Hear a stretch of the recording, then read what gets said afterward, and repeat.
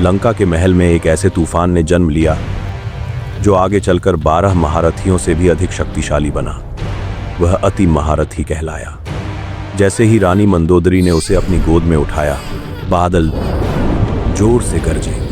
उसके रोने की पहली आवाज धरती से लेकर स्वर्ग और पाताल लोक तक गूंज उठी। ये खुशखबरी मिलते ही रावण तुरंत वहां पहुंचा।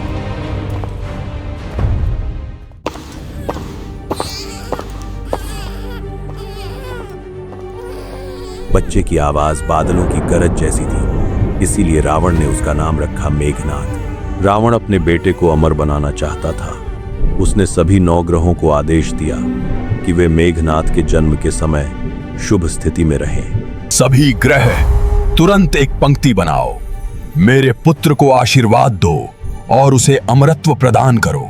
सभी ग्रह डर के मारे मान गए, लेकिन शनिदेव नहीं माने। शनि, मेरे पुत्र की जन्म कुंडली में अशुभ की छाया नहीं होनी चाहिए।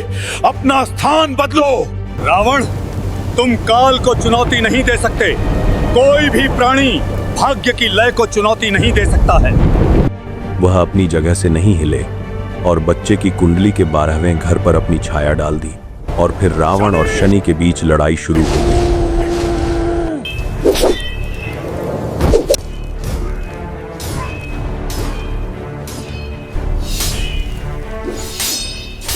रावण ने शनि का एक पैर तोड़ दिया और शनि को बंदी बना लिया और उन्हें उल्टा लटकाकर लंका के एक अंधेरे कमरे में कैद कर दिया ताकि वह दोबारा किसी पर नजर न डाल सके।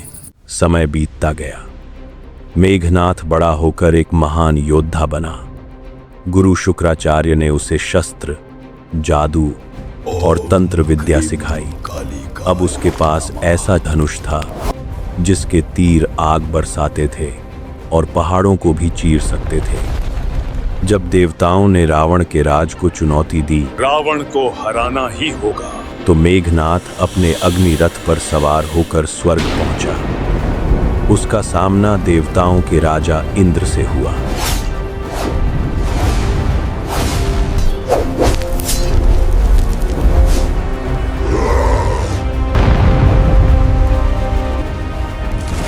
एक भयंकर युद्ध के बाद मेघनाथ ने इंद्र को हरा दिया, उन्हें जंजीरों में जकड़ लिया और बंदी बनाकर लंका ले आया। इंद्र की अनुपस्थिति से स्वर्ग में हाहाकार मच गया। तब स्वयं ब्रह्मा जी लंका आए। उन्होंने मेघनाथ को बुलाया।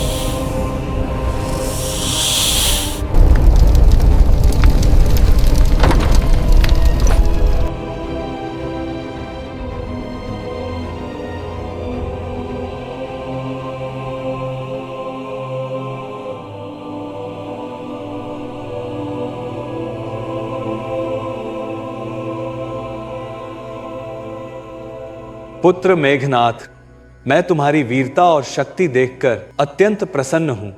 तुमने देवराज इंद्र को हराकर यह साबित कर दिया है कि तुम गुरु शुक्राचार्य की शिक्षा से कितने महान योद्धा बन गए हो। अगर आप मेरी शक्ति से प्रसन्न हैं तो मुझे आशीर्वाद दीजिए। मेरा आशीर्वाद तुम्हारे साथ है, लेकिन अब इस युद्ध को विराम दो और इंद्र को मुक्त कर दो। उसे कैद में रखना उचित नहीं है। मैं आपकी आज्ञा का पालन करूंगा, लेकिन खाली हाथ नहीं। इंद्र की रिहाई के बदले मुझे एक वरदान चाहिए। मांगो, तुम क्या चाहते हो?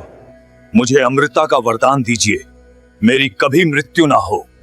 पुत्र, यह प्रकृति के नियम के विरुद्ध है। जिसका जन्म हुआ है उसका अंत निश्चित है। मैं तुम्हें अमर नहीं बना सकता, कुछ और मांगो। ठीक है, अगर अमृता नहीं तो मुझे ऐसी शक्ति दीजिए कि युद्ध में कोई भी मुझे हरा न सके।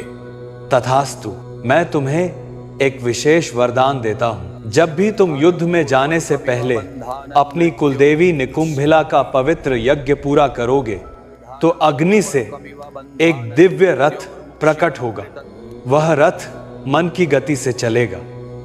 जब तक तुम उस रथ पर सवार रहोगे, दुनिया का कोई भी योद्धा, देवता या दानव तुम्हें हरा नहीं पाएगा।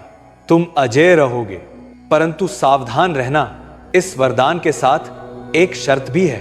यदि किसी शत्रु ने तुम्हारा निकुंभिला यज्ञ बीच में ही भंग कर दिया, जिसने यज्ञ रोका वही तुम्हारी मृत्यु का कारण बनेगा। ये वरदान मुझे स्वीकार है। इस प्रकार इंद्र को जीतने के कारण मेघनाथ का नाम इंद्रजीत पड़ा और वह लंका का सबसे शक्तिशाली रक्षक बन गया।